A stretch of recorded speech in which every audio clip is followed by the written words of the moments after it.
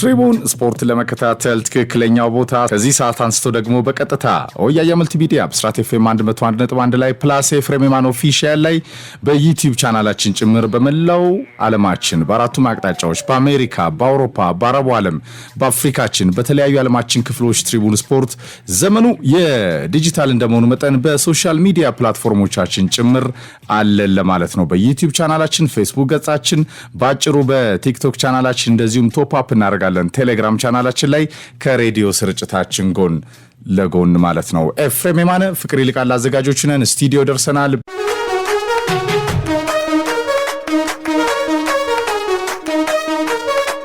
የአርሰናል የገበያው ግልጽ ዓላማ እንበል ፍቅር 20 ደቂቃዎች እንጠቀም ቢያንስ ከዝውውር ገበያው ጋር በተያያዘ ከዛ ውጭ የፊፋ ነገር ሌላ አንድ ጥልቅ ዶክመንተሪ ያስፈልጋል። የጂያኒ ኢንፋኒቶ ጉዳይ ኢንፋመኒ ብለናቸዋል። ዘ ጌም ዘ ፓወር ዘ ፊውቸር እግር ኳስ በጣም አሳሳቢ ሰው ላይ ወድቋል። ፍቅር ጠባቂው አሁን አመላቸው እየተቀያየረ ነው። በጣም በገንዘብ የሰከሩ ሆነዋል። የዓለም ዋንጫን ድርሻ ሊሸጡ ነው።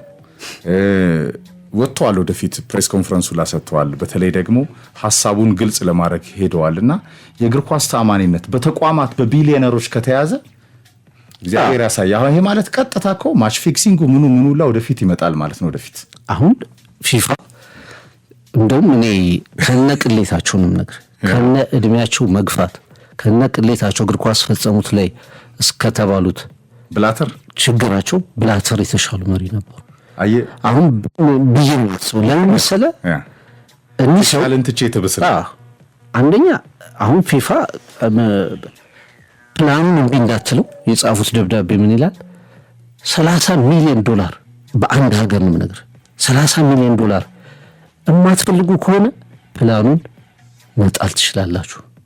10 ሚሊዮን ዶላር ያኔ የተነጋገርነው ይደርሳችኋል። የሆነ ስብሰባ ላይ የተነጋገሩት 30 እምቢ ካላችሁ ግን ፕላኑን ጣሉት፣ ወደ እናንተ ጉዳይ ነው ምናምን አሉ። ይሄ ማንም እንደሚመጣላችሁ ያውቃሉ። የሀገራት ፌዴሬሽኖች እንደካሞቹ በጣም የሆነ ኢኮኖሚ ችግር ያለባቸውን ብዙ ሰዎችን ብዙ ሀገራትን ሊስብላቸው እንደሚችሉ ያውቃሉ። እነሱ ከመጡ ጊዜ ጀምሮ በእርግጥ በጣም ፊፋ ሞር ኮሜርሻል እየሆነ የእግር ኳስ ትራዲሽኑን ግን እያጣ ነው። ይፍረም አሁን ዋናው አዲስ የኮሜርሻል ካምፓኒ የንግድ ካምፓኒ ማቋቋም ነው። ፊፋ ፎርዋርድ ኢንተርፕራይዝ የሚል እና ያ ካምፓኒ የብሮድካስት ጉዳዮችን፣ የትኬት ጉዳዮችን፣ የስፖንሰር ጉዳዮችን፣ የፈቃድ ጉዳዮችን ይመራል። የዛ ካምፓኒ 20% ድርሻ ደግሞ ለግል ኢንቨስተሮች ይሰጣል። የመጀመሪያው የዛ ካምፓኒ ባለቤት ሊሆኑ የሚችሉት ሰው ደግሞ የዶናልድ ትራምፕ እንደዚሁ ፋሚሊ ውስጥ ነው የሚገኙ እና እኒህ ሰው የት ነበሩ? በአሜሪካ ምን ሲያደርጉ ነበር? ዓለም ዋንጫው ላይ ምን ሲፈጥሩ ነበር? ዋይት ሃውስ ነበሩ። በቀጥታ ትእዛዝ ሲቀበሉ ነበር። ዶናልድ ትራምፕ ዩናይትድ ኔሽንስን ይመራሉ ብሎ ራሱ እስኪያጯቸው ድረስ ደርሷል። እዛ በጣም አንሆል የሆነ ያልተቀደሰ ጋብቻ እንዳለ ትረዳለህ። በደንብ እየተፈጠሩ ያሉ ነገሮችን ተመልከት። የዓለም ዋንጫው ከ32-48 ውድድሩ ጥሩ ነበር፣ ግን ስቲል በጣም ረጅምና አሰልቺ የምድብ ጨዋታዎች ነበሩ። ገና 65 አሁን ደግሞ ያንን ቁጥር 60 ምናምን የማድረግ ሀሳብ አለ። ኮሜርሻል ቢዝነስ ገንዘብ ብቻ የዓለም ዋንጫ ብለው የክለቦች የዓለም ዋንጫ ብለው ጀምረዋል። የተጫዋቾች ደህንነት፣ ተመልካቾች አቅም። አሁን የትኬት ዋጋ አሜሪካ ውስጥ አንድ ጨዋታ የዓለም ዋንጫ የፍጻሜ ጨዋታ 12700 አካባቢ ሚኒመም የትኬት ዋጋ። ይሄ እኮ በጣም ዝቅተኛው ነው። የመጨረሻ የምታገኘው ዋጋ ዋናው 60 ሺህ ምናምን ነው። በትንሹ ኖርማል ያኔ የተሸጡ ዋጋዎች $700 አካባቢ ናቸው። በጣም ኤክስፔንሲቭ ትኬቶች ናቸው። የዓለም ዋንጫ የምድብ ጨዋታ ነው የምነግርህ። የምድብ 3ኛ እና እንዲህ አይነት ነገሮች እግር ኳስን ኮመርሻል የማድረግ የሚችሉ ሰዎች ብቻ የማድረግ አቅም ያላቸው ሰዎች ብቻ የማድረግ ብሮድካስቲንግ ራሱ ሸንሽኖ 30 ጨዋታ ወይ 20 ጨዋታ ወይ 10 ጨዋታ እያደረጉ ይሰጧል። አንተ ብሮድካስተር ነህ፣ ግን የምታሳየው ጨዋታ ቁጥር ትንሽ ነው። ሙሉ ራይቱን በፊት በትንሽ ፕራይስ ሙሉ ራይቱን ያገኙ ነበር የሀገራት መንግስታት። እግር ኳስ ለሁሉም ጫፍ ይደርስ ነበር እና አንደኛ ሃይ ቲኬት ፕራይስ የመምጣት እድል አለው። ኤፍሬም አትራፊ ድርጅቶች ኢንቨስተሮች ሲገቡ ደግሞ የሚያስቡት ትርፋቸውን ከፍ ስለማድረግ ነው። ስለዚህ ለእግር ኳስ ደንታ የማይሰጡ ውሳኔዎች ሊተላለፉ ይችላሉ። የመሳሰሉት ነገሮች ተነስተዋል። በእርግጥ እሳቸው ፊፋ እንትኑን አያጣም፣ አቅሙን አያጣም። 211 ሜምበር ሀገራት ደግሞ 40 ሚሊዮን ዶላር አካባቢ እያንዳንዱ ፌዴሬሽን ያገኛል። ይሄ ገንዘብ ደግሞ መጥቶ ብዙ የእግር ኳስ እንቅስቃሴዎችን ይቀይራል በየሀገራቱ የሚል እቅድ ይዘዋል። ግን ከገንዘቡ በላይ አንደኛ ይህን ገንዘብ እምቢ ብለው ሪጀክት የሚያደርጉ በርካታ ሀገራት አይኖሩም። በተለይ አፍሪካ ውስጥ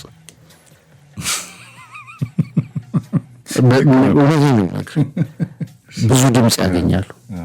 ግን በገለልተኛነት መንገድ ስታየው አንደኛ ማን ነው የዚህ ካምፓኒ ባለቤት ብለህ ስታስበው የዓለም ዋንጫው እየተሸጠ ነው። ኮሜርሻል ኢንትረስቶች እየበዙ ነው። እንዴ ፊፋ እኮ ነው ሲሸጥ የነበረው ትኬት ኤፍሬም።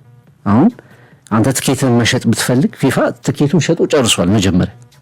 ከዛ አሁን አሜሪካ የዓለም ዋንጫው ላይ ፕላትፎርም አስቀምጠውልሃል። ሪሴል ኤክስቼንጅ የሚል ፕላትፎርም አስቀምጠውልሃል። ትኬት መልሰህ ለፊፋ ተሰጠዋለህ። ገዢ ይፈልግልሃል። እዛ በገዢ ከተገኘ በኋላ ብሩን አንተ በምትለው አካውንት ይመልስልሃል። አንተ ዋጋ ሰይመህ ከገዢና ከሻጭ በፐርሰንት ይወስዳል ፊፋ እንደገና ደግሞ እና ፒውርሊ ኮሜርሻል የመሆን እንትኖች እየጨመሩ መጥተዋል። እና ይህኛው እቅድ በዛ ምክንያት ተቃውሞ ገጥሞታል።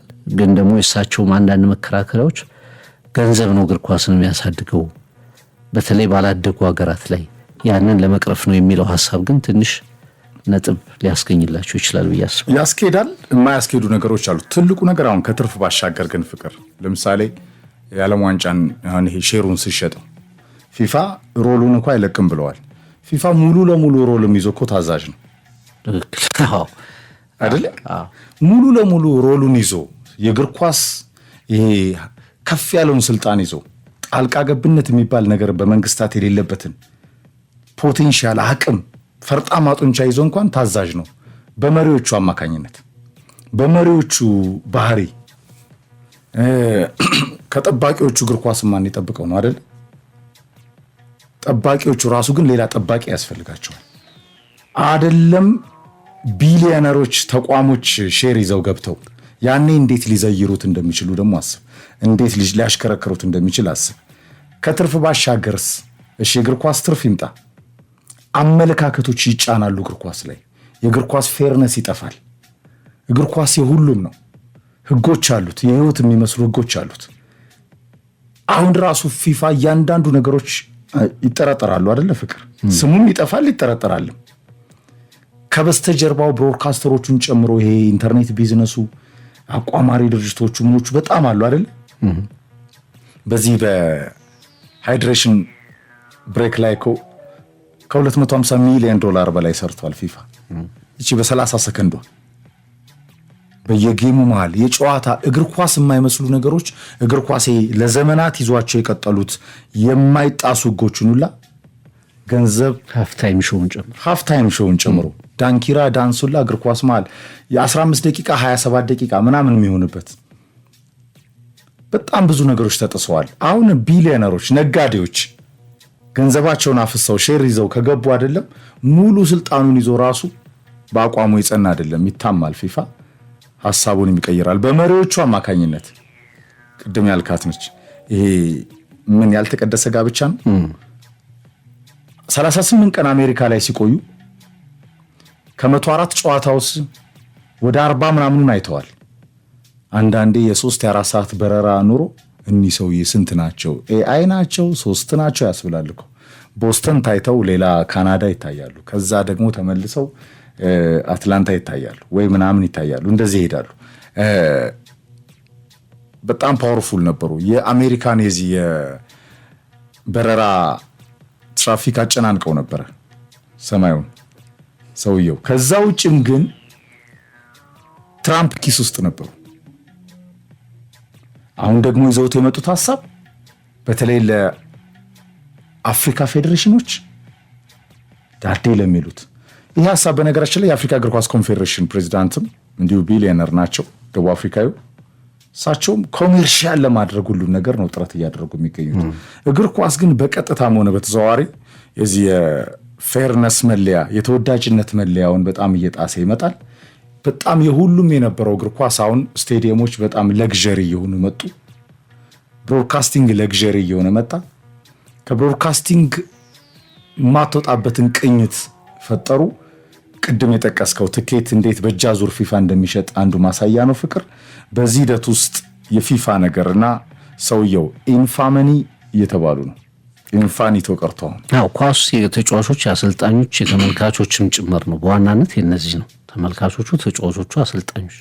ተጫዋቾችና አሰልጣኞች እሳቸው ከመጡበት ጊዜ ጀምሮ ካላንደሩ በጣም እየተጨናነቀ እንደሆነ ኮንሰርናቸውን እየተናገሩ ይገኛሉ። እረፍት ማድረግ እየደከሙ ነው። ጉዳት ከፍ እያለ ነው እና ይሄ የኢንጁሪ ሪስክ በበዛ ቁጥር ኳሊቲ ያላቸው ተጫዋቾችን ማግኘት እና ጨዋታም መመልከት እየቀነሰ ይመጣል። ጨዋታዎቹ ባላማሩ ቁጥር እና በተለጠጡ ቁጥር ደግሞ ተመልካች ይቀንሳል። ተመልካች ሲቀንስ ደግሞ ብሮድካስት በጣም ከፍተኛ ገቢ የሚያገኘው ፊፋ ከብሮድካስተሮች ስለሆነ ብሮድካስተሮችም ኢንተረስታቸውን ወደ ሌላ ነገር ያዞራሉ። በእጅ አዙር እግር ኳስን ተወዳጅ ነገር ይደጥቃል ነው የሰውየው ትልቁ መከራከሪያ ይሄ ነው። አሁን 48 ብለዋል፣ 64 የዓለም ዋንጫ መሳተፍ የሚፈልግ ሀገር ሁሉ ቮት ያደርግላቸዋል። አፍሪካ 10 ነው የደረሳት፣ 64 ሲሆን ደግሞ ከፍ ይላል። ኦልሞስት እኮ ከሆነ ከ3 ሀገር አንድ ሀገር ወደ ዓለም ዋንጫ ሊሄድ ነው ከአፍሪካ። ላቲን አሜሪካ ሊያልቅ ነው በነገር ላይ ሁሉም ሊገቡ ነው። በቃ ላቲን አሜሪካ ማጣሪያም አይኖርም ማለት እንደ ኮንካፍ ምናምን ሀገራት ምንም እንኳን መጥተው ጥሩ ነገር ያሳዩ ቢሆኑም ግን አንዳንድ ውድድር ጠንከር ፓሴጁ ይሄ ምንድነው የምታልፍበት መንገድ አጓጊ ሲሆን ነው መጨረሻ ዋጋውን ከፍ የምታደርገው። የዓለም ዋንጫን ማለፍ እኮ ሴሌብሬት እኮ ይደረጋል በብዙ ሀገራት ላይ። ለመጀመሪያ ጊዜ ያለፈ ሀገር ተብሎ መውደቅ ዜና ነው፣ ማለፍ ዜና ነው። ያን ሁሉ የሚነጥቅ የእንትን የኳሊፊኬሽን ስርዓት እያመጡ ነው ሰውየው። ያ ብቻ ሳይሆን ደግሞ ቅድም እንዳስቀመጥ ነው አሁን ከአሜሪካ ካምፓኒዎች ጋር በጣም ከፍተኛ የሆነና ያልተገባ እስከምን ድረስ ይወራል። አሁን የሚቋቋመው ተቋም ኢንፋንቲኖ 2031 ላይ ሲወርድ ፕሬዚደንቱ ይሆናሉ። ጡረታቸው ነው የሚያመቻቹት እሳቸው ማረፊያቸውን ጭምር የዚህ አዲሱ ሼር ካምፓኒ በኢንፋንቲኖ ይመራል የሚል ፕሮፖዛል ሁሉ እኮ ገና ተመርጠዋል ለ2031 ለአዲሱ ተቋም። ዶናልድ ትራምፕ ስፖርት ላይ ትልቅ ኢንትረስት እንዳላቸው ይታወቃል። ያኔ በሰር ዳግላስ ከማይክ ታይሰን ኢቨንት ያዘጋጁ ነበር። እሳቸው ናቸው ያዘጋጁት።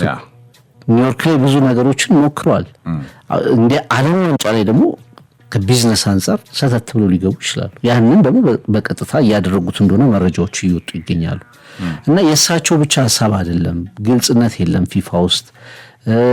በቃ ውሳኔዎች ቀላል የሚባሉ ውሳኔዎች ነው ራሱ በቀጥታ ከፊፋ ሃይራርኪ ጋር ከሌሎች ሀገራት ሜምበሮች ጋር ሳይሆን ውጭ ካለ ተቋም ጋር ነው እየተነጋገሩ የሚሰሩት የሚሉ ትችቶች ይቀርቡባቸዋል።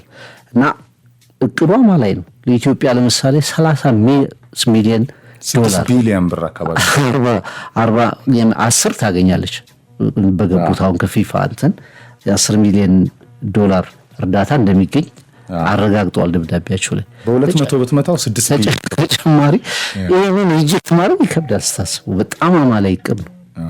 ግን በዛ ልክ የምትሸጠው ደግሞ የእግር ኳሱን ኃይል ሊሆን ይችላል። በጊዜ ሂደት ደግሞ ኪሳራም ጭምር ሊሆን ይችላል። አሁን ትርፍ መስሎ የሚታይ ነገር በጊዜ ሂደት ደግሞ ተቋሙን ሁሉ ሊንድ የሚችል ሆኗል። ሪያክሽኑ ለመጨረሻ ላይ ቦይኮት እስከማድረግ የአውሮፓ እግር ኳስ ማህበር ቦይኮት እናደርጋለን ብሏል። ከአውሮፓ እግር ኳስ ማህበር ቼክ እቅዱ አዋጭ ነው የሚል ሀሳብ ሰንዝራለች። ተሰነጥቃለህ። ብዙ ነገሮች አሉ። እዛው እንኳን ቦይኮቱ ላይ በጣም ህብረት ያላቸው ሀገሮች ገንዘቡ ፓወርፉል ስለሆነ መሰንጠቅ አለ። ይሄ ወደ አፍሪካ እግር ኳስ ፌዴሬሽኖች ሲመጣ፣ ይሄ ላቲን አሜሪካ ሲሄድ፣ ይሄ በጣም ወደ አረቡ ዓለም ሲመጣ ደግሞ በጣም በዲፍረንት አይነት አስተሳሰቦች ነው ሊሞላ የሚችለው። መጨረሻም ፕሮጀክቱ አሸናፊ ሊሆን ይችላል። ፍቅር እንዳትጠራጠር እሱ ህግ ማውጣት 48ቱም ይኸው 48ቱ ሆነ።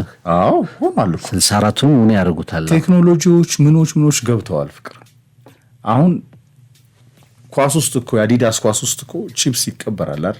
የትጥቅ አምራቾች እንኳን የአንገት ለአንገት ሄድ ቱ ሄድ እኮ ራምብል ነው።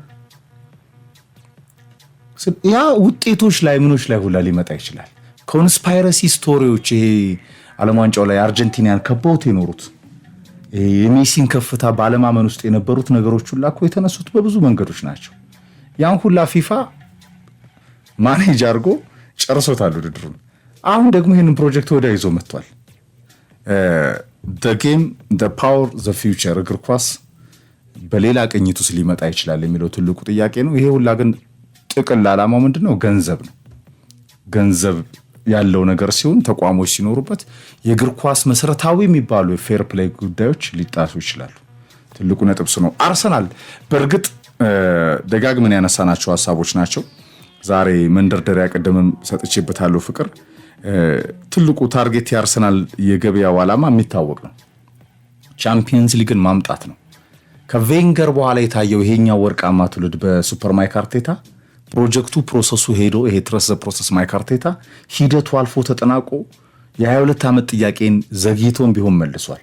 6 ዓመት ተኩል ተሻግሮ ይህንን በጣም በድል የደመቀ ስኳድን በነ ቪኒሲየስ ብሩኖ ጊማሬዝ አይነት ከዋክብቶች አጠናክሮ አርሰናል የቀረበውን ፍጻሜ ድረስ የቀረበውን የቻምፒየንስ ሊግ ፋይናል ይሄ ጄኔሬሽን ይሄ ፕሮጀክት ከአርቴታ ጋር በቀጣዮቹ 2 3 4 ዓመታት ዶሚናንሱን ይዞ የመቀጠል ትልቅ ዓላማ ስላለው ነው ቪኒሲየስ ላይ ስቲክ ያደረገው። ያው ቻምፒዮን ብቸኛው የፕሪሚየር ሊግ አሸናፊ አሰልጣኝ ባለቤት ነው አርሰናል ከ20ዎቹ አሰልጣኞች መካከል። በቻምፒየንስ ሊግ ደግሞ በጣም ትልቅ ጥያቄ ጠብቀዋል። እየሞከረ ተመልሷል። ባለፉት 3-4 ዓመታት ልክ እንደ ፕሪሚየር ሊጉ ትልቅ ፕሮግረስ አሳይቷል። በታሪኩ ሁለተኛው ፍጻሜ ላይ ደርሷልና ብዙዎች አርሰናልን ይሄንን የጀመረውን የበላይነት እንዲቀጥል ይጠብቃሉ። አሁን ሜቢ እሑድ ድረስ የሚሉ ዘገባዎች እየወጡ ይገኛሉ። አንድ ትልቅ ተጫዋች ይፋ ሊያደርግ ይችላል አርሰናል። ጊማሬዝ ይመስለኛል፣ ብሩኖ ጊማሬሽ ይመስለኛል። ኤዲሆ ኒውካስልን እንደሚለቁ አረጋግጧል። አሁን ቡድኑ እየተበተነ ነው፣ እየፈረሰ ነው። የእሱንም ጉዳይ በተመለከተ አስቀድመው ተናግረዋል። በእጃችን አይደለም ብለዋል። የጥቂት ሂሳቦች ጉዳይ ካልሆነ በስተቀር ብሩኖ ጊማሬሽን ያገኛል። ከዛ ባሻገር አርሰናል ያልታሰቡ ዲፓርትመንቶች ላይም ለምሳሌ የተከላካይ ተጫዋች የበርንማውዙን ሪያንን ለማምጣት እንቅስቃሴዎች እያደረገ እንደሆነ መረጃዎች ይወጣሉ። የቪኒሲየስ ጁኒየር ጉዳይ አሁንም እንደ ፔንዱለም ነው። አንዳንዴ ሪያል ማድሪድ በሚቀጥለው ዓመት ከስሮ ጭምር በነፃ ዝውውር ቢያጣው ይመርጣል። አሁን ፓሪስ ሰን ዠርመን በለው ባየር ሚኒክ በለው አርሰናል በለው አንድ ትልቅ ክለብ መጥቶ እሱን ተጫዋች መውሰድ ለሪያል ማድሪድ ተመልሶ ራስ ላይ ከባድ ፈተና መጋበዝ ነው አንዱ ጉዳይ። ሁለተኛ ቢኖር ደግሞ ትልቅ አድቫንቴጅ ነው እና ጆዜ ምናልባት ይህንን ተጫዋች በማድሪድ የማቆየት ሀሳባቸውን አጠንክረውበታል የሚለው ዜና ትንሽ ሚዛን እየደፋ የመጣ ይመስለኛል። ግን በዛ መስመር ላይ እንደ ጋብሪኤል ማርቲኔሊ አይነት ወይ ደግሞ ሪስ ኔልሰን አሁንም የአርሰናል ተጫዋች እንደነሱ አይነት ተጫዋቾችን ብቻ ይዘህ ኳሊቲ መጨመር አትችልም። ቻምፒየንስ ሊግን በየቦታው ላይ ጥሩ ተጫዋቾች አሉት አርሰናል። የግራ መስመሩ ግን በተለይ ትሮሳርድን እንደው በሜክሺፍት የምታጫውተው ተጫዋች ለቀህ በዚህ ቦታ ላይ አርሰናል ተጫዋች ሳያመጣ ሲዝኑን እንደማይጀምር ማረጋገጥ ይቻላል እና ቪኒሲየስ ጁኒየር ከሆነ ትልቅ ድል ነው እና ማድሪድን በትክክል እያዳመጠ ይገኛል ክለቡ። መረጃዎች ተጋግሞ አሁን እስከ አርሰናልና የቪኒሲየስ ጉዳይ በየቀኑ የዝውውር ዜናዎች ላይ አለ። ምናልባት እሱም ሊሆን ይችላል፣ አይታወቅም።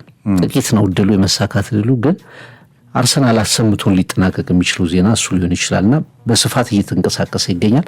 ከአርሰናል ባሻገር ግን ሁሉም ክለቦች በምትለው ደረጃ ኤፍሬም ሊቨርፑል ዘግይቶ ነበር፣ ግን ወደ ባርኮላ ግዢ ጠንከር ብሎ ገብቷል። ከፔዤ ብራድሊ ባርኮላን 140 ሚሊዮን ፓውንድ አካባቢ የተገመተው ሊቨርፑል ያን ያህል አያቀርብም፣ ግን ቢያንስ ለመጀመር እንቅስቃሴዎችን ጀምሯል። ማንቸስተር ዩናይትድ፣ ሌሎችም ክለቦች እንቅስቃሴ እያደረጉ ይገኛሉ። ባርኮላ ግን የኪቲኬና አይዛክ ባሉበት ስኳድ በጣም አሰልጣኞች ሲመጡ የራሳቸውን አየህ ስሎት እኮ ነው የኪቲኬን ያመጡት። ደረቡ አይዛክን። ሁለቱም ጥሩ ሲዝን አላሳለፉም። ያው ሚኪሼ ተሻለ፣ ከዛ አይዛክ ኋላ ላይ መጣ። 10 ጎል በጋራ ነው ቢያገቡኩ የወጣባቸው 200 ምናምን ሚሊዮን ፓውንድ፣ አሁን ሌላ 140 ሚሊዮን እና የስንብታቸው ምክንያትም ነው። ኤግዛክትሊ አሰልጣኞች ሀሳብ ይዘው ሲመጡ በራሳቸው ቀለም ነው። ጡረተኞቹን አሎንሶ አምጥቷል። ማክሰኞ ጫፍ አድርሶ ነበረ፣ ትናንትና አጠናቋል። ፍቅር ዌልቤክ እና ሄንደርሰን በቼልሲ 2 ዓመት ኮንትራት ኦድ የሆነ ግን ዋጋም ሊኖረው የሚችለው ዝውውር ነው። በተለይ ከኤክስፔሪየንስ እና የቼልሲን ስኳድ ለማረጋጋት በጣም ሮቴት ያደርጋሉ። በተለይ ዌልቤክ ፍቅር ሌላው አኔልካ ነው፣ ያልዞረበት ክለብ የለም።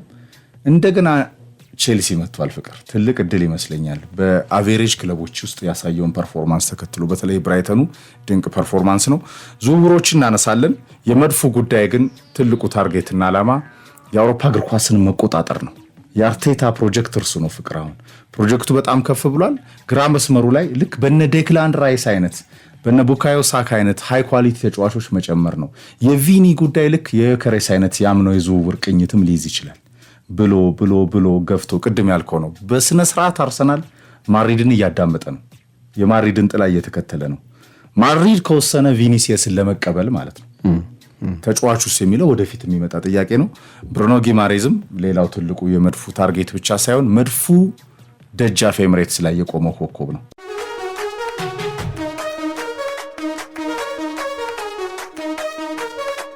ከዚህ ሰዓት አንስቶ ደግሞ በቀጥታ ወያያ መልቲሚዲያ ብስራት ኤፍኤም 101.1 ላይ ፕላስ ኤፍሬም የማን ኦፊሻል ላይ ላይብረሪዎቻችን ላይ በትሪቡን ስፖርት ዶክመንተሪዎቻችን ከ1500 በላይ ፕሮግራሞቻችንን በኮከቦች ገጻችን ሽርፍራፊ ሰከንዳችን እንደዚሁም ትሪቡን ትውስታና መጽሐፍ ገጻችን ላይ ደርሰናል።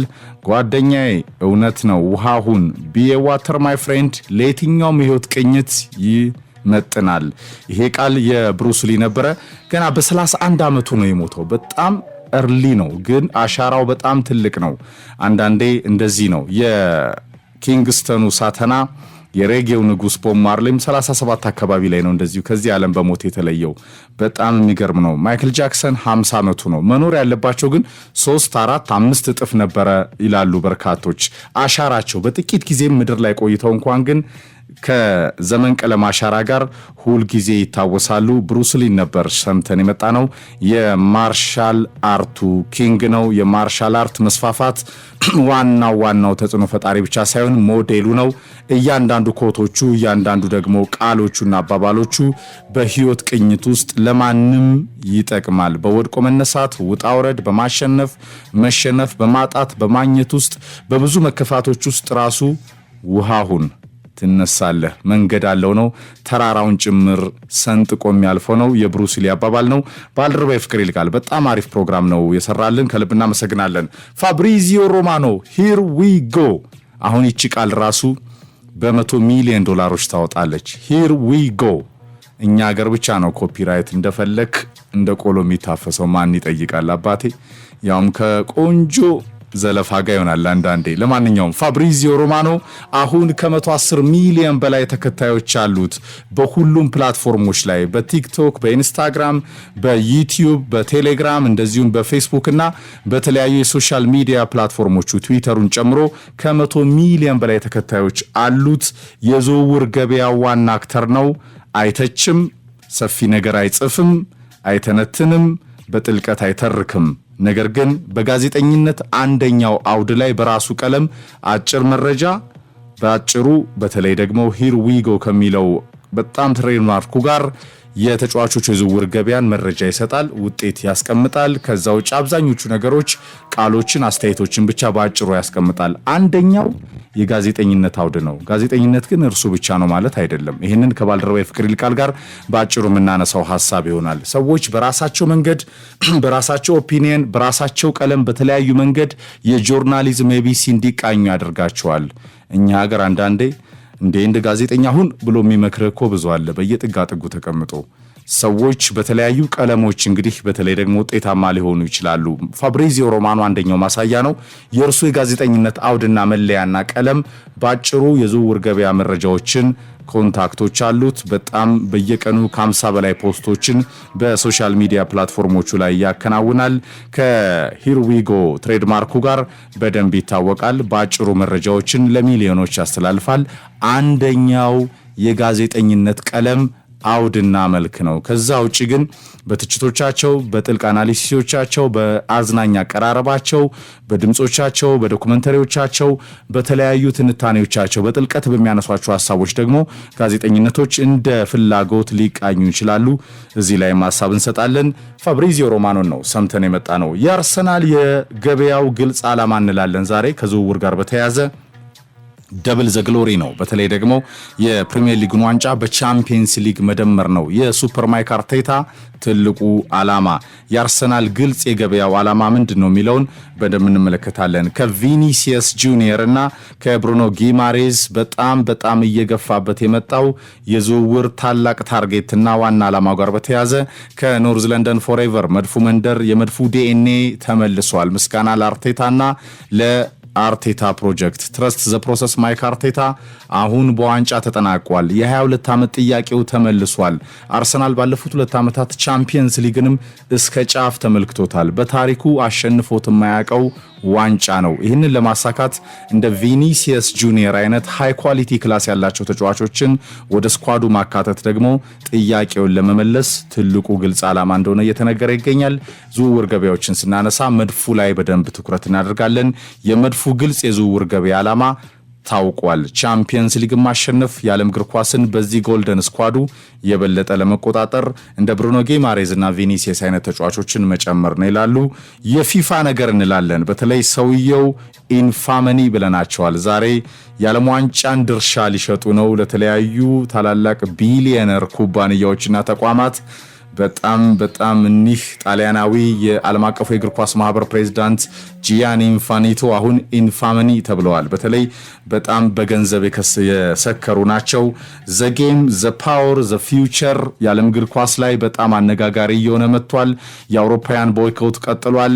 አፍሪካውያን፣ ኮምቤል፣ ሰሜን አሜሪካ፣ ላቲን እንደዚሁም በኤዥያ የሚገኙ ፌዴሬሽኖች ምን ሊሉ ይችላሉ የሚለው ትልቁ ጥያቄ ነው። ወጣ ብለው እሳቸው ግልጽ ዓላማ እኮ ነው ይሄ በደንብ እግር ኳስን የበለጠ ለማሳደግ ነው በሚል ሐሳብ ሰጥተዋል። ዓለም ዋንጫውን ሊሸጡት ነው ድርሻውን። ይሄ ምናልባት የእግር ኳስ ተአማኒነትን የበለጠ ጥያቄ ምልክት ውስጥ ይከታል። የጂያኒ ኢንፋኒቶ ነገር እንዴት ነው እንላለን። አሹ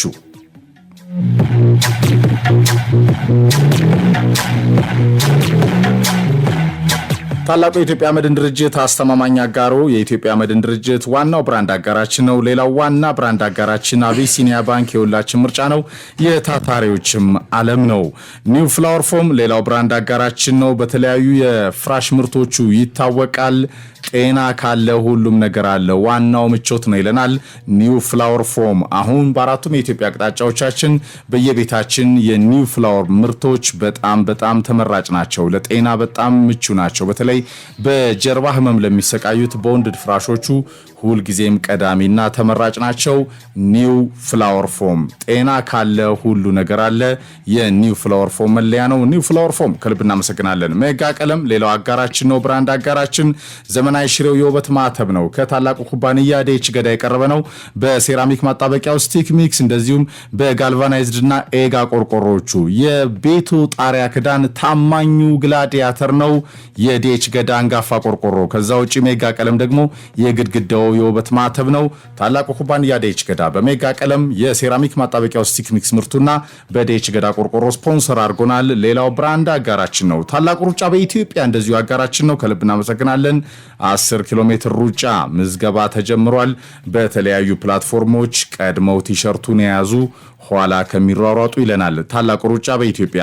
ከዛ ውጪ ሳፋሪኮም ኢትዮጵያ እንደዚሁ አጋራችን ነው። ኢንዶሚ እንደዚሁም ባቢና ቲቲአይ የኮምፒውተር ጥገና ማሰልጠኛ ተቋም አጋራችን ነው። ሜክሲኮ ኬከር ህንፃ አንደኛ ፎቅ ላይ አሁንም ምዝገባ ላይ እንገኛለን። በ2 ወር በ4 ወር በ6 ወር ፈጥነው ተምረው ፈጣን ሙያተኛ ሆነው ሙያ ካለ ተፈላጊ ኖት። በኮምፒውተር በፕሪንተር እና በተለያዩ ማሽኖች ፈጣን የሙያ ስልጠና ወስደው ወደ ስራ ይግቡ ይለናል ቲቲአይ የኮምፒውተር ስልጠና ማሰልጠኛ ተቋም ሌላው አጋራችን ነው። ከልብ እናመሰግናለን።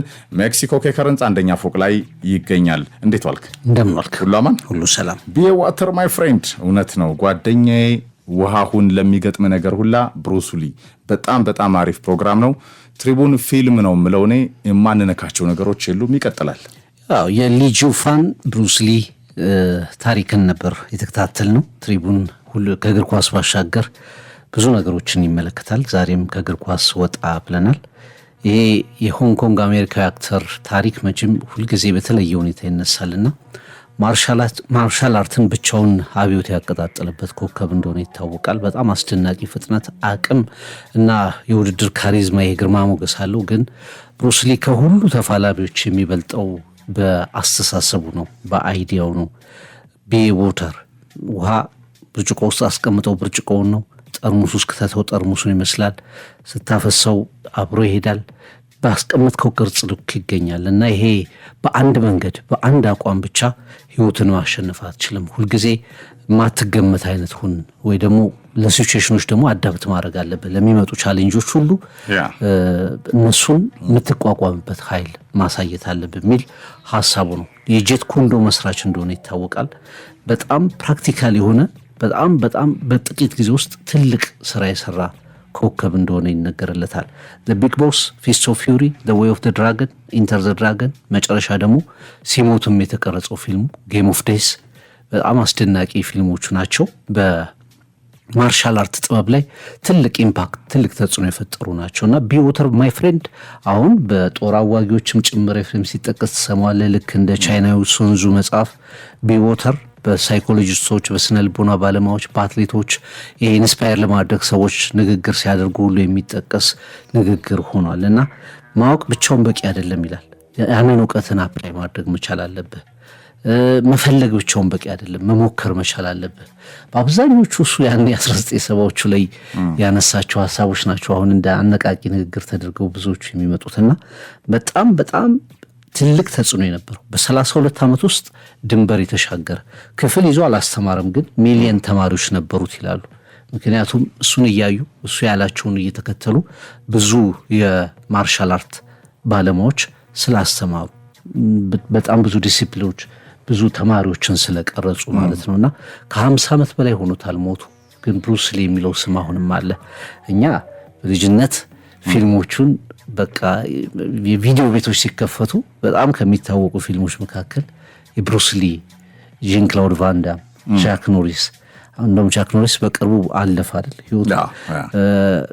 ፓራናዊ የሚል የማርክስ ዳካስኮስ ብዙ አይነት ፊልሞችን እያየን ነው ያደግ ነው። አሁን እንደዚህ አይነት ፊልሞች ብዙ እየቀነሱ ነው። ሻኦሊን ኩንጉፉ ያንን ዜማ እየሰማን ያደግ ነውና ከዛ በኋላ 50 ዓመት ኢማጂን ከኛ በፊት በእኛ ዘመን በሚመጣውም ትውልድ ላይ ብሩስ ሊ የሚታወቅ ስም ሆኗል።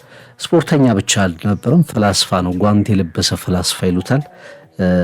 በጣም በርካታ ጥቂት ይሁኑ እንጂ የማርሻል አርት ፕሮግራም ላይ ከሰራም በኋላ አጠቃላይ ስለ ማርሻል አርት ከሰራም በኋላ ብሩስ ሊ ብቻውን መታየት አለበት የሚሉ አስተያየቶች ደርሰው ነበር። ኤፍሬም ዘግይተንም ቢሆን ፕሮግራሙን አድርሰናል። ማርሻል አርት ጥበብ ነው፣ ፍቅር። ማርሻል አርት ስልጣኔ ነው። ማርሻል አርት ሀገርንም ይገነባል፣ የጸና ማህበረሰብ ይገነባል።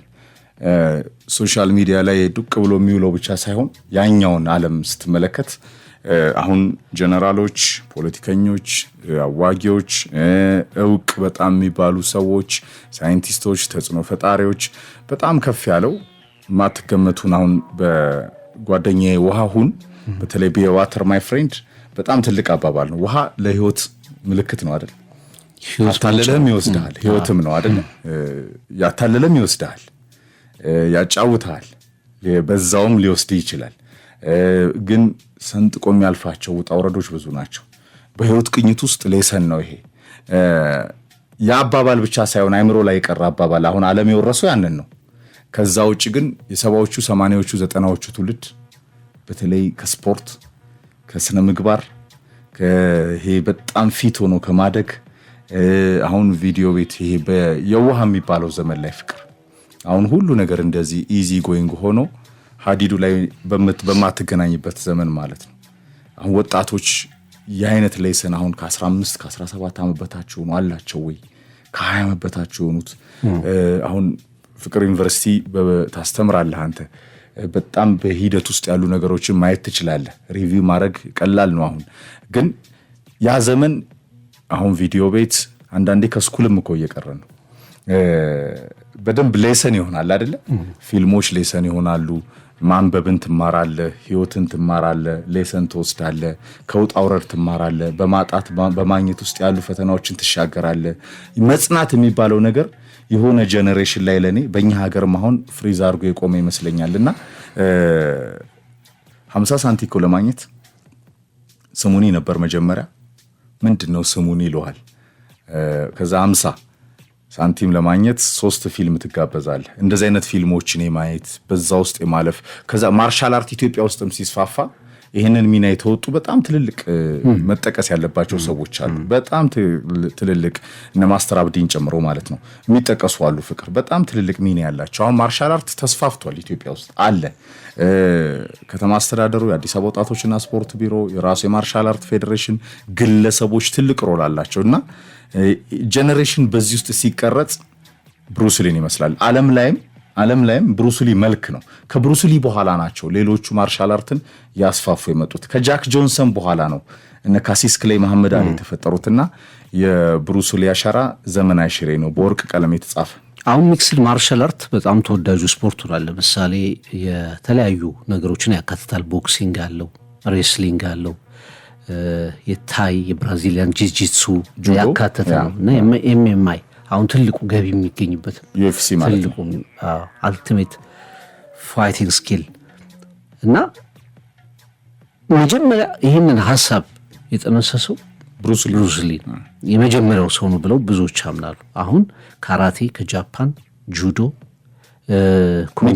ኩንግፉ፣ ታይኳንዶ፣ ጂጂትሱ፣ ታይ ምናምን እያልክ ብዙ መጠቅሳቸው አርቶች ተሰብስበው ነው ማርሻል አርት። በእነሱ ውስጥ ግን አንድ ኮመን የሚያደርግ ነገር አለ አይደል? ሁልጊዜ ማርሻል አርት የፋይቲንግ ጥበብ ብቻ አይደል፣ ራስን ዲፌንድ የምታደርግበት ነገር ነው። ግን ብዙ የምትማረው ስለ አእምሮ ብርታት፣ ራስን ስለማሸነፍ፣ ፈተናዎችን ስለማለፍ ነው የሚለውን ነገር የሚያሳየው ትልቁ ፈላስፋ ለኔ ብሩስሊ ይመስለኛል። አንደኛ በቃ በራስም ቀለም መምጣት፣ መስራት፣ በዲሲፕሊን ማለፍ፣ ያወቅከውን ማስተላለፍ የመሳሰሉትን ነገሮች የሚሰብክበት መንገድ ድንቅ ነውና እንዲህ አይነት ነገሮች ፊሎሶፊዎች መቀበር የለባቸውም። አሁን ቅድም ካነሳው ነገር አንጻር በዘመን ሂደት ውስጥ ቴክኖሎጂ ብዙ ነገር ቀላል እያደረገ ነው። ንባብ በጣም እየጠፋ ነው። ማድመጥ፣ አሁን ማየት፣ አጫጭር ነገሮች ላይ ብቻ ማተኮር፣ ይሄ ጠንካራ ስራ መስራት፣ ጂም ውስጥ ብዙ ጊዜ ማሳለፍ ወይ ላይብራሪ ውስጥ ብዙ ጊዜ ማሳለፍ በጣም በፊት ትውልዶችን ጠንካራ ያደረጉ ነገሮች እየተሸረሸሩ ነው።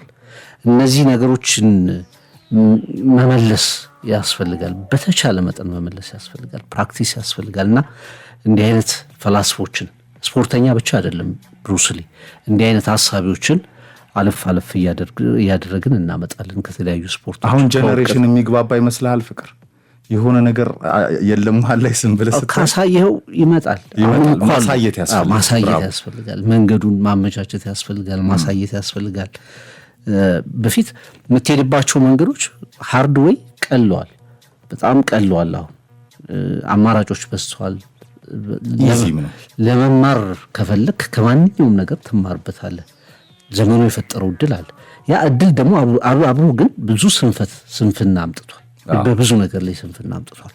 ያንን ስንፍና ለማሸነፍ ግን ሁልጊዜም ማስተማር ማንቃት ግን የሚያስፈልግ ይመስላል። አንድ ቦታ ላይ መቀመጥ፣ ከስልክ ጋር ፍሪዝ ማድረግ፣ ስቲክ ማድረግ፣ ከዛ ብዙ ቦታ አንተ ሄደህ ስትመለስ ያን ሰው ከዛው ቦታ ላይ ታገኘዋለህ። አንዳንድ የሶሻል ኢንተራክሽን መጥፋት፣ ከሰው አለመጠየቅ፣ የምታውቀውን ነገር ማስተላለፍ፣ የማታውቀውን ለመማር ጥረት አለማድረግ፣ አብሮ ቤተሰቡ ነው ራሱ ይሄ ስልኮቹን ይዞ የተነጣጠለ ማህበረሰብ ምናምን እየተፈጠረ ነው። በየኤሪያው በየካፍቴሪያው ማህበረሰብ በሚሰበሰብበት ኤሪያ ላይ ስፖርት ማርሻል አርት እኮ ሰው ደብድብ አይደለም።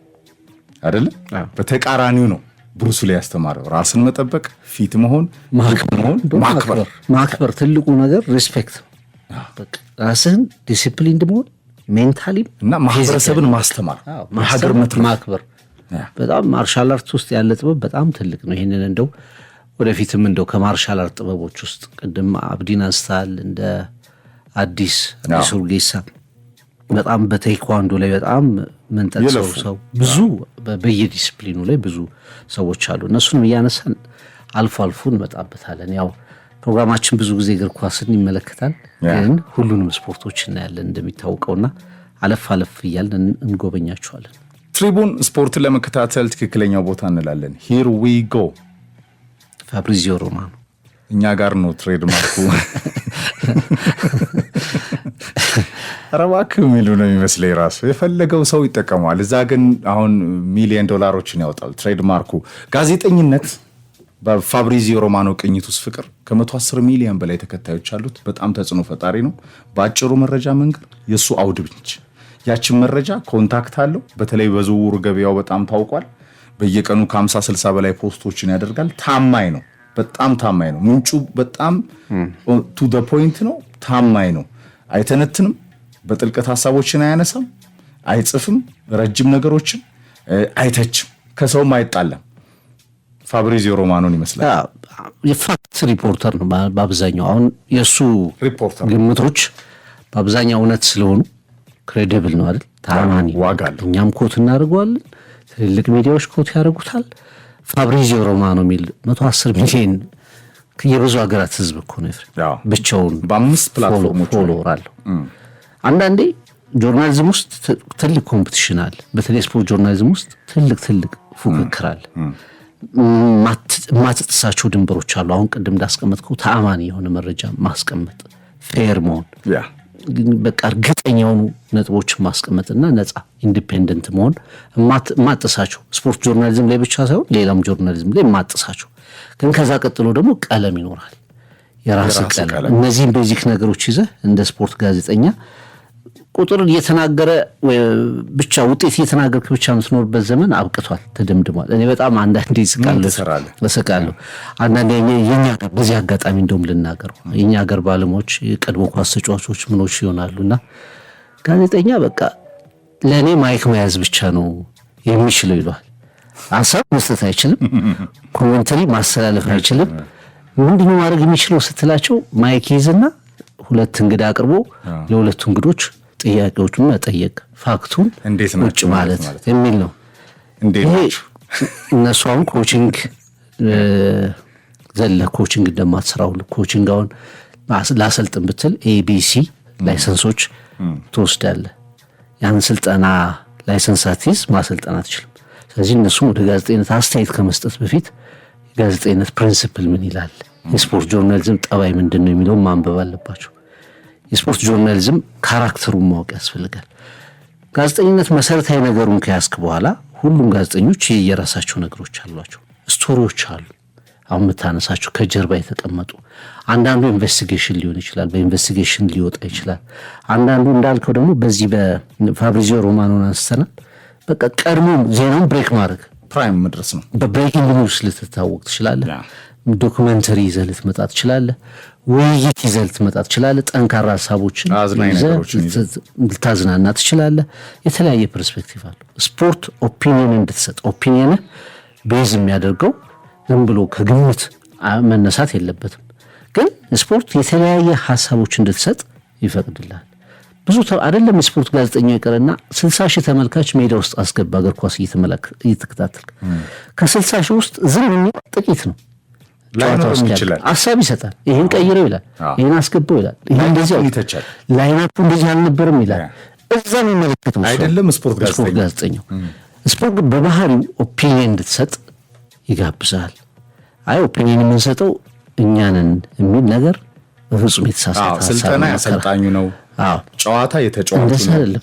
ከዛ አንተ 1-2 አንዳቻ እያልክ እንድትውል ደህና ናችሁ እንድትል። ለዛም እኮ ነው አሁን አንዳንዴ በኤክስፒሪየንስ ያገኙት እውቀት ያስፈልጋል በሚል እኮ ነው በስፖርት ላይ የተጫወቱ ያሰለጠኑ ሰዎችን ወደ ሚዲያ የምታመጣቸው። አይ ነው ሀሳባቸው ሀሳባቸው ስለሚጠቅም ወደ ሚዲያ ታመጣቸዋል።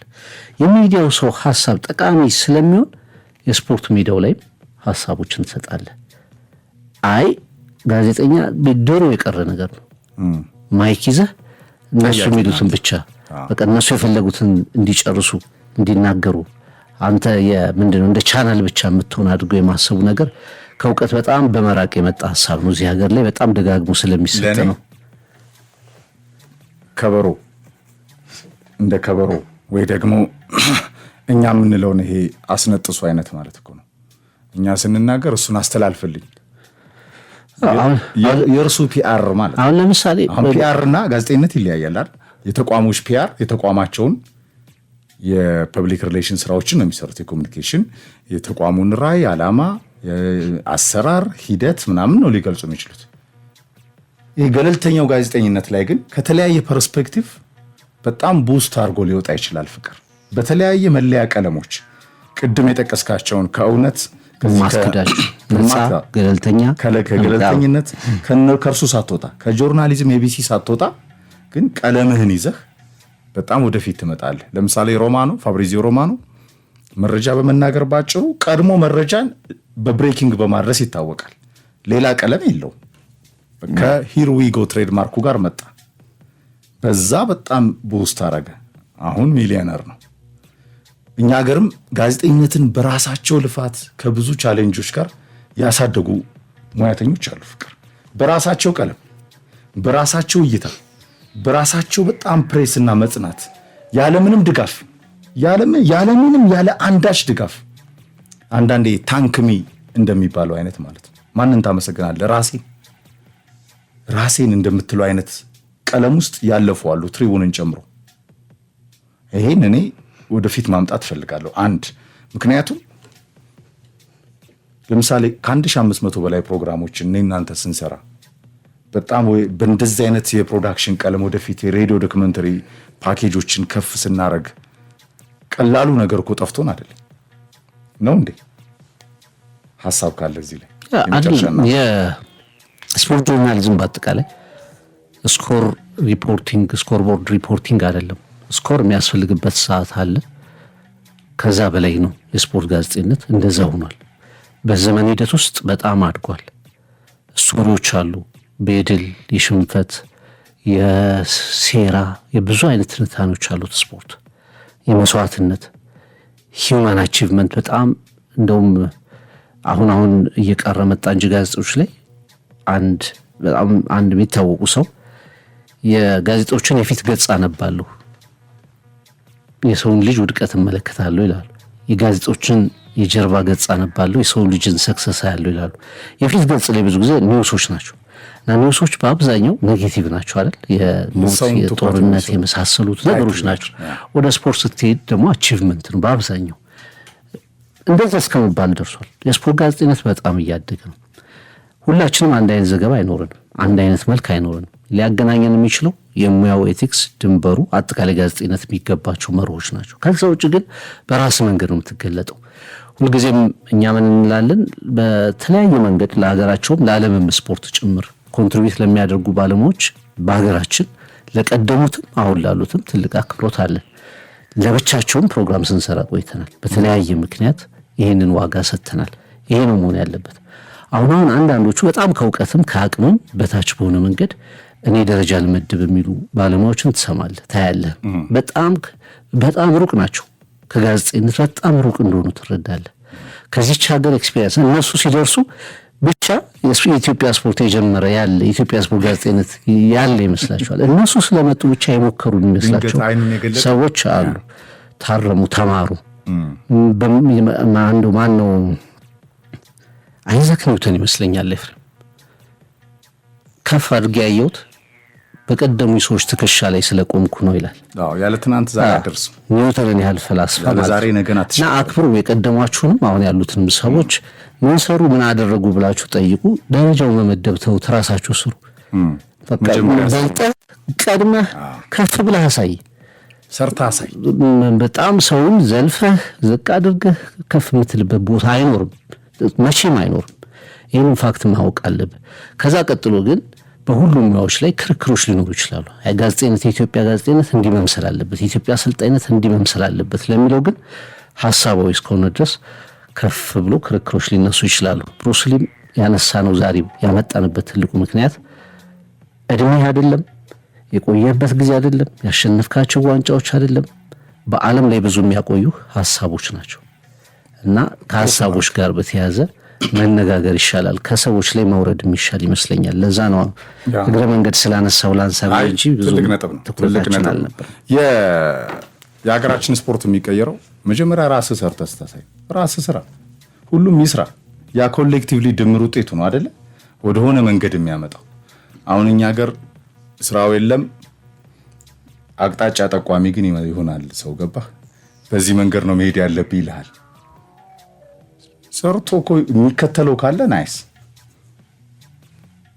አንተ ሳትሰራ ሌላውን ደግሞ ላይ መንጠላጠሉ ብዙ ሀሳብ ሚዛን የሚደፋ ለኔ አይመስለኝም። ኤኒዌይስ እናጠናቅ፣ እንጨርሰው።